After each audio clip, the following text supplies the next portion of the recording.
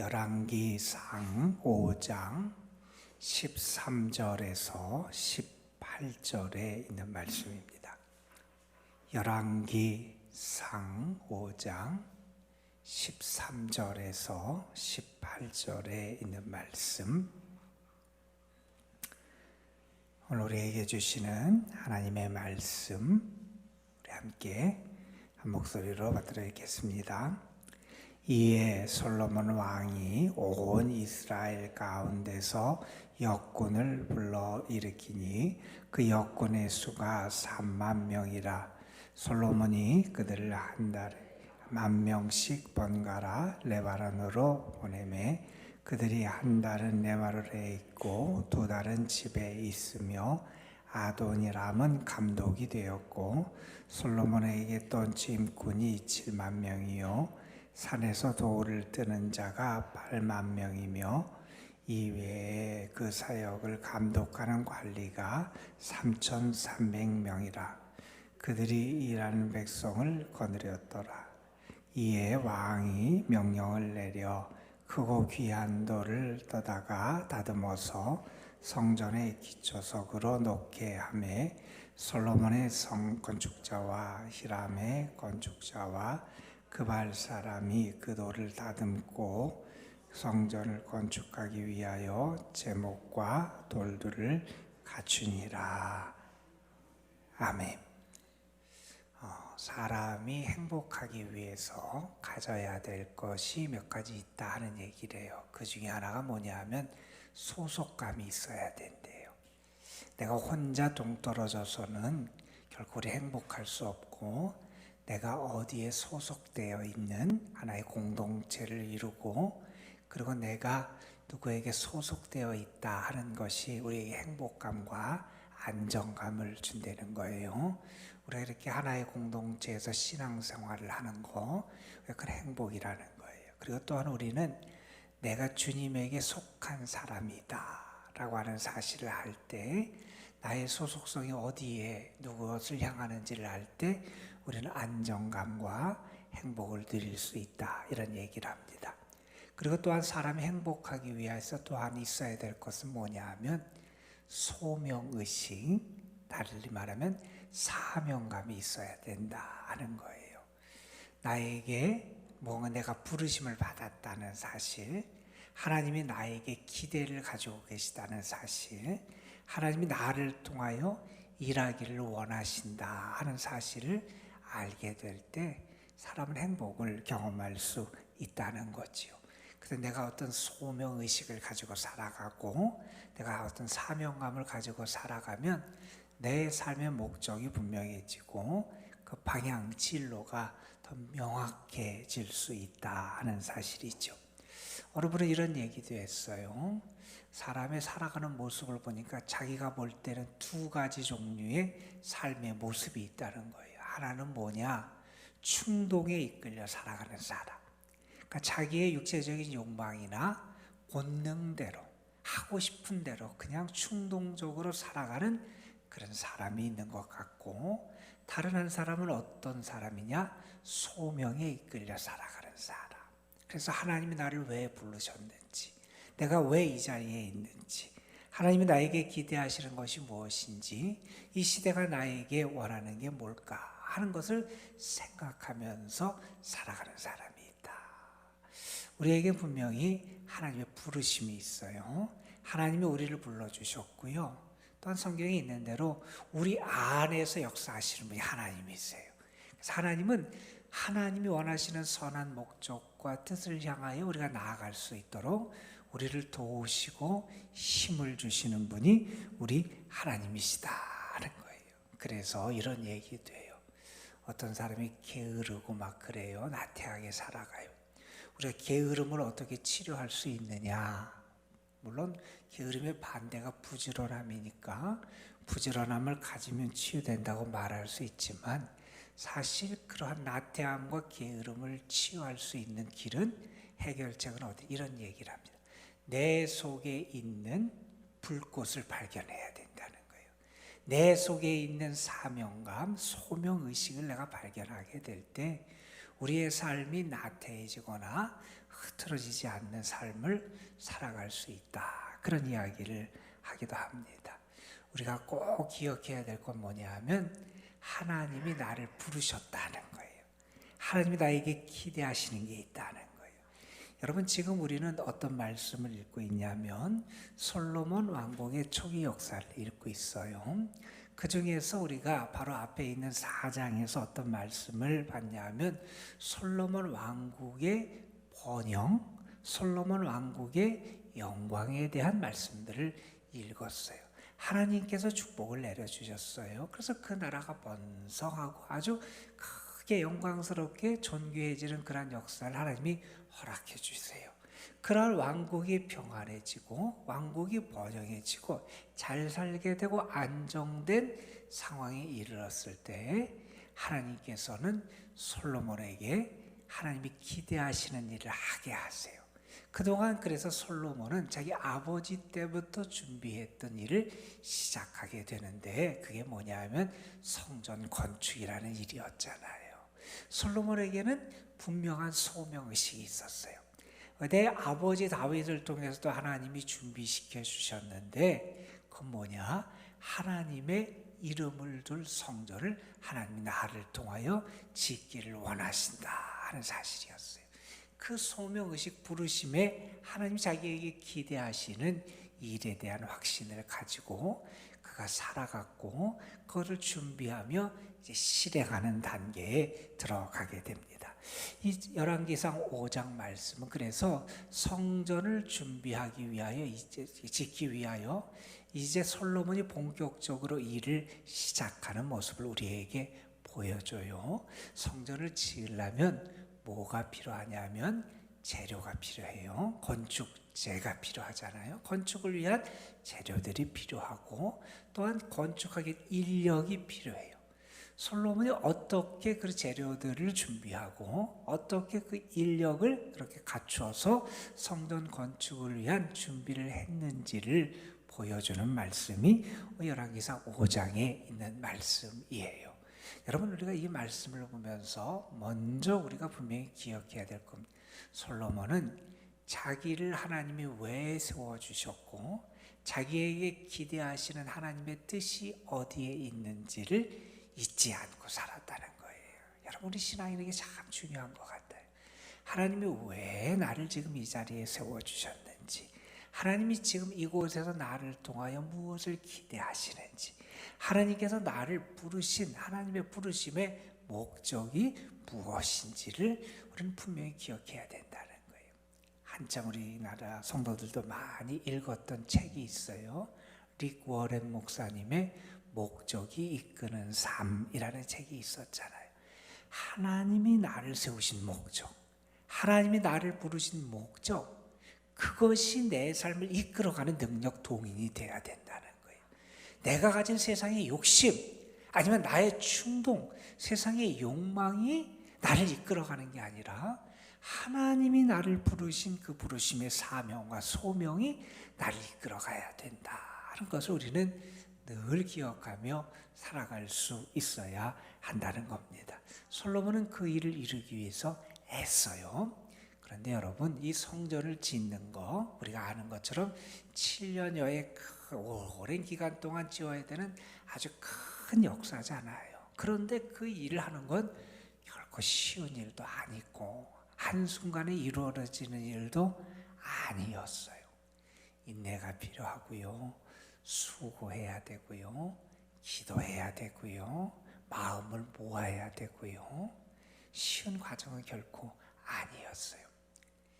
우리는 모든 일을 너무 쉽게 이루기를 원해요. 인스턴트 시대다 뭐 그런 얘기도 한참 많이 했지만 우리는 너무 쉽게 빨리 뭔가 이루어지길 원하고 그렇지 않으면 쉽게 낙심하고 또한 포기하고 그런 게 우리의 모습이 될 때가 많이 있어요. 그런데 여러분, 대부분의 좋은 일은 시간이 필요하고요. 때로는 고난의 강도 건너야 되고요. 때로는 인내의 시간을 우리에게 요구할 때가 많이 있다는 사실이에요. 여러분, 백성의 마음을 하나로 묶는 게 쉬운 일이 아니잖아요. 한 몇 사람만 모여도 마음이 통일된다는 게 결코 쉬운 일이 아니에요. 여러분, 그러려면 서로 배려해야 되고 양보하는 사람도 있어야 되고 더 서로를 존귀하게 인정해주는 모습도 있어야 되고, 그렇게 하나의 공동체로 한 마음을 이끌어서 그를 간다는 거 쉬운 일이 아닐 거예요. 그 일을 위해서 영적으로도 준비해야 되고 세상적으로도 갖춰야 될 준비를 잘해서 그 일을 진행해야 합니다. 지금 솔로몬이 이제 그 일을 시작하려고 하는데, 5장 앞부분 1절부터 12절까지는 어떤 내용이냐면, 두로 왕을 찾아가서, 히람이라고 하는 두로의 왕을 찾아가서 솔로몬이 도움을 청하는 그러한 장면이 나와요. 그래서 두로 왕을 찾아가서 이 히람에게 솔로몬이 뭐라고 얘기하느냐, 이런 얘기를 해요. 지금 내가 여호와의 이름을 위한 전을 지으려 그런다. 하나님이 원하시는 거다. 그런 이야기를 하고, 그래서 지금 하나님께서 나에게 그 사명을 주셨는데 이제가 그때 그 성전을 건축할 때가 되었다, 이런 얘기를 합니다. 그리고 나는 그 소명을 받은 사람이다라는 것을 설명하면서 성전 건축의 필요성과 정당성, 자기가 왜 이 일을 하게 됐고 또 이 일을 왜 해야 되는지를 설명을 해요. 여러분, 우리가 아는 것처럼 다윗이 이스라엘 왕이 된 다음에는 나라가 크게 확장이 됐어요. 어떤 의미에서 다윗은 많은 정복 전쟁을 했고요. 그래서 전쟁을 많이 했던 게 다윗의 시대, 나라가 더 커지는 시대였어요. 그래서 솔로몬의 시대는 어떤 시대였느냐?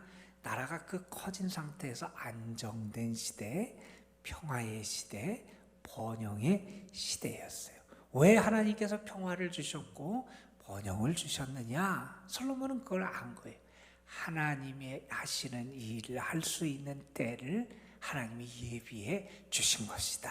그래서 자기가 지금 그 때가 되어서 그 일을 해야 된다 하는 것을 설명을 하고요. 그리고 히람에게 어떤 조약을 맺어서 도움을 청하냐면, 그가 일할 수 있는 목재, 여러분 그 레바논의 백향목이라 그러잖아요. 그 좋은 나무들, 이런 것들, 잣나무, 백향 이런 것들을 조달할 수 있는 조약을 맺어요. 그래서 어떤 재료를 준비하는 과정이 등장하게 돼요. 우리 그 다음 말씀을 13절 이하의 말씀을 오늘 읽었어요. 오늘 말씀에 보면 이제 그 일을 하기 위해서 함께 일했던 일꾼들이 얼마나 되는지를 우리에게 보여주는 말씀이에요. 여기 보면 13절에 이런 말씀이 등장해요. 솔로몬 왕이 온 이스라엘 가운데서 역군, 일할 사람을 불러일으키니 그 수가 3만 명에 달았다. 그래서 3만 명의 일꾼을 데려오는데, 그들을 어떻게 하느냐?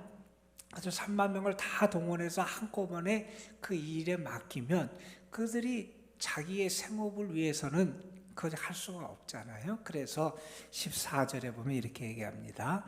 그들을 한 달에 10,000명씩 번갈아 레바논으로 보내서 거기서 목재를 준비해서 조달할 수 있도록 그렇게 하고, 한 달은 레바논에 있고 2달은 그의 집에서 자기의 생업을 할 수 있도록 또 이렇게 조치하면서 지혜롭게 그 일을 그렇게 이끌어가고 조직하는 그런 모습을 보여줍니다.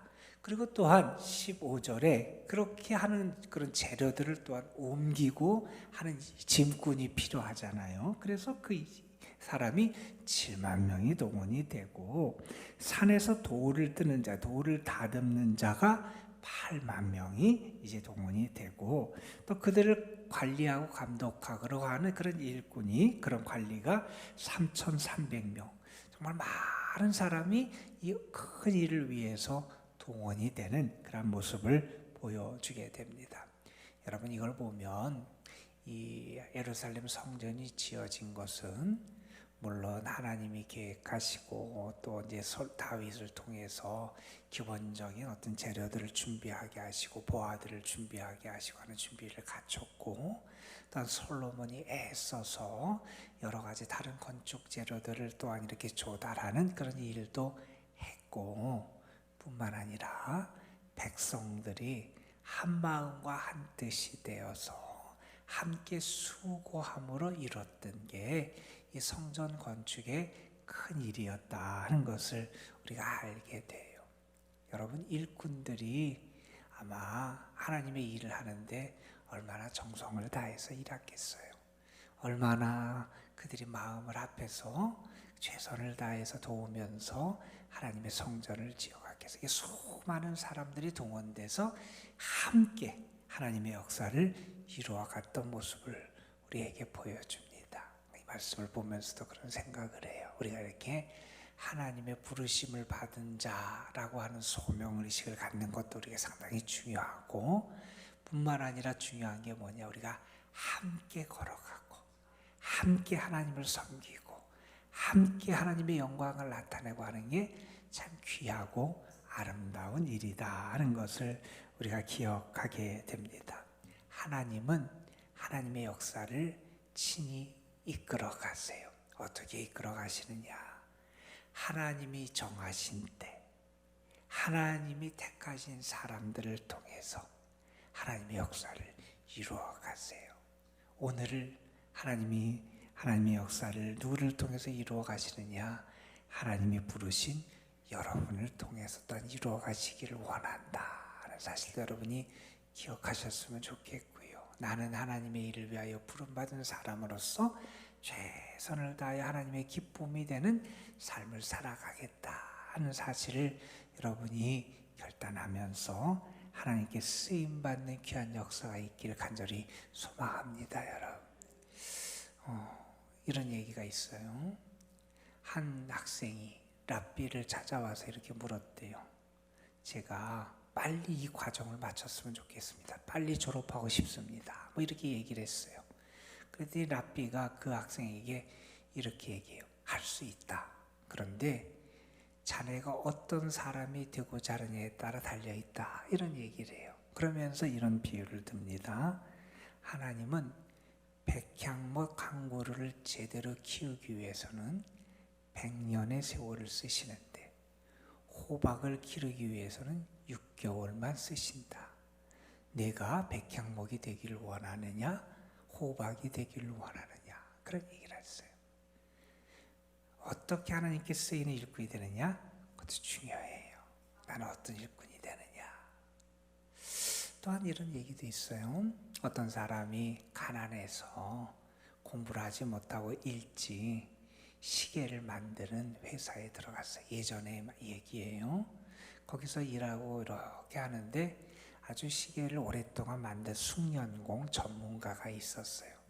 그분과 이렇게 대화를 나누는 가운데 그분이 이 젊은이에게 그런 얘기를 해줬어요. 좋은 시계는 어떤 시계냐. 옛날 얘기니까 요새는 뭐 다 전자로 가고 뭐 그런 건데 예전에 그런 얘기를 합니다. 좋은 시계는 태엽을 많이 감거나 조금 감고 있거나 바늘이 돌아가는 속도가 똑같아야 된다. 태엽을 많이 발랐다고 빨리 돌아가고 조금 더 감았다고 늦게 돌아가고 그러면 안 되고, 어쨌든지 간에 바늘이 가는 속도는 똑같아야 된다. 또 이런 얘기를 하더라는 거예요. 날씨가 춥거나 덥거나 그거에 관계없이 바늘이 가는 속도는 일정해야 된다. 또 이런 얘기를 합니다. 어느 장소에 있거나 그게 뭐 이런 데 있고 저렇게 있고 그래도 상관없이 바늘에 가는 속도는 똑같아야 된다. 그분을 통해서 많이 이분이 배웠대요. 그래서 이분도 나중에 크게 인정받고 하는 그런 일꾼이 되는데, 그 자기의 그 선배죠. 귀한 가르침을 줬던 분의 그 이야기를 들으면서 이분이 그런 생각을 했대요. 나는 이런 상황이건 저런 상황이건 언제나 변함없는 일꾼 사람이 돼야 되겠다. 이런 생각을 하게 됐대요. 이렇게 됐다고 뭐 어떻고 아니면 이렇게 뭐 이런 상황이 이렇다고 뭐 더 좋아하고 뭐고 한 게 아니라 언제나 변함없는 그런 사람이 되는 게 중요하다는 사실을 알았다는 거예요. 오늘 말씀은 우리가 지금 봤던 것처럼 솔로몬이 성전을 건축하기 위하여 재료들을 준비하고 일꾼들을 준비하는 그런 모습이었어요. 이렇게 할 수 있었던 근본적인 그 원인은 솔로몬에게 그의 소명의식이 있었다는 거예요. 그리고 내가 하나님의 부름받은 사람, 하나님 나를 통해 일하시길 원하신다고 하는 의식이 있어서 일을 할 수 있었고, 또 함께 동원돼서 한 마음으로 일할 수 있었던 일꾼들에게도 하나님이 우리를 부르시고 하나님이 우리를 사랑하신다는 그러한 소명의식이 있었기에 그들이 한 마음으로 일을 할 수 있었다는 겁니다. 오늘도 주와 함께 살아가는 여러분이 되셨으면 좋겠고요. 또 여러분이 꼭 기억해야 될 것은 하나님이 여러분을 통하여 역사하신다. 하나님이 나에게 주신 사명이 있고 부르심이 있고 하나님이 나를 통하여 기대하시는 바가 있다 하는 사실을 여러분이 기억하면서 주님 안에서 믿음으로 승리하고 하나님의 역사를 이루고 귀한 열매를 맺어가고 하나님이 기뻐하시는 그런 삶을 살아가는 여러분 되시기를 주님의 이름으로 축복합니다. 기도하시겠습니다.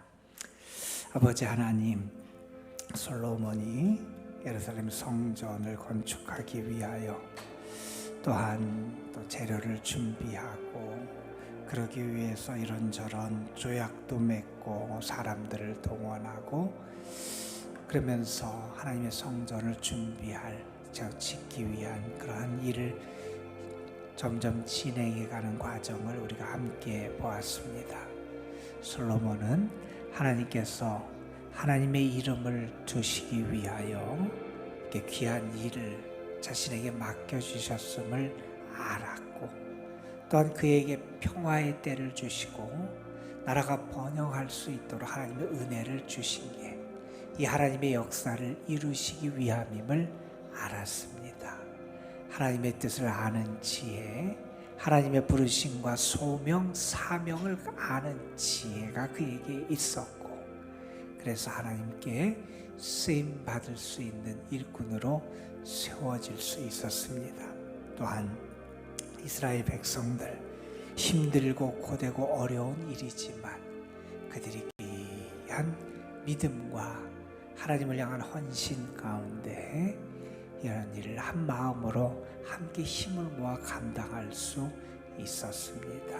아버지 하나님, 우리도 하나님의 일꾼으로 부름받은 것을 감사할 수 있는 그런 믿음 주시고 하나님이 나에게 기대하시고 이루시길 원하시는 뜻을 분별할 수 있는 저희들 되게 하여 주시고 오늘 나를 이 자리에 하나님 왜 세워주셨는지 하나님의 마음과 뜻을 깨달으며 하나님을 기쁘시게 하고 하나님의 마음을 시원하게 해드리는 주님의 사람들 되게 하옵소서.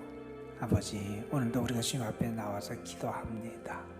주님이 우리의 기도를 들으실 것을 믿고 기도하고 주님이 나를 사랑하실 것을 믿고 기도하고 주님이 나를 책임져 주실 것을 믿고 기도하고 주님이 나를 보호하실 것을 믿고 주님 앞에 기도합니다. 기도하는 성도들, 저들의 간구 부르짖음 주께서 귀 기울이시고 하늘문을 여시고 응답하여 주옵소서. 특별히 주의 제단, 주님께서 택하신 도남동 교회에 속한 모든 성도들, 저들의 가정과 자녀 손들 위에 오늘도 은혜의 단비를 허락해 주옵시며 하나님의 날개 그늘 아래 거하는 축복을 허락하여 주옵소서. 특별히 우리 연로하신 분들, 병중에 있고 연약한 성도들에게 오늘도 하나님 힘 주시고 그 마음에 하나님 희망, 소망도 주시고 또한 저들을 통하여 하나님이 이루시고자 하는 일이 있음을 아는 그런 사명감도 허락해 주셔서 주님 안에서 힘과 능력을 얻고 주와 능력 있게 동행하며 살아갈 수 있는 신실한 주의 사람들로 하나님 붙잡아 주옵소서. 오늘도 기도할 때 우리의 마음이 기뻐지길 원합니다. 기도할 때 우리의 마음이 참된 희망으로 밝아지기를 원합니다. 기도하며 하나님의 은혜 안에 거하는 행복을 누리게 하옵소서. 주께서 우리 가운데 역사하실 것을 믿사옵고 우리 구주 예수 그리스도의 이름으로 기도드리옵나이다. 아멘. 아버지 주시기를 원합니다.